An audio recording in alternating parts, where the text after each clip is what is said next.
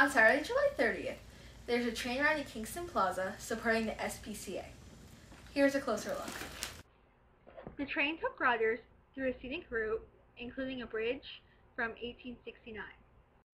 Although part of the track was closed due to the trestle being down, the ride was quite endurable. It's nice. I think it's a good thing to have for everyone to come out and see how the old train tracks work. It's great. We've done it before, about a year ago.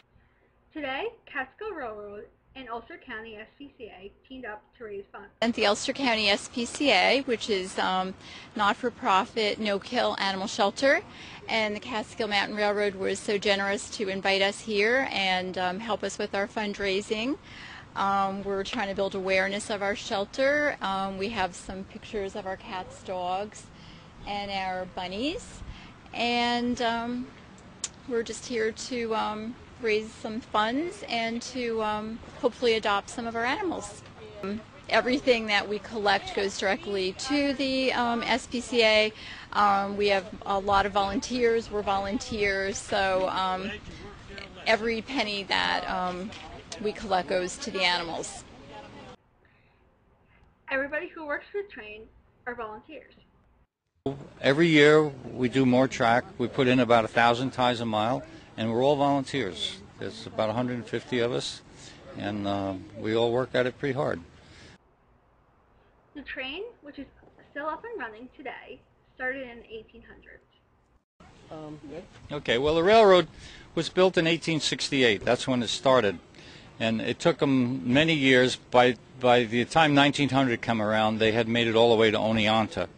But initially, in the first 2 years, they made it up to Phoenicia and Highmount, in that neck of the woods. And the railroad, which started as a method to get hides from South America to North America, eventually died down. They got the railroad finished. They had developed the chromium tanning process, and they weren't doing it anymore.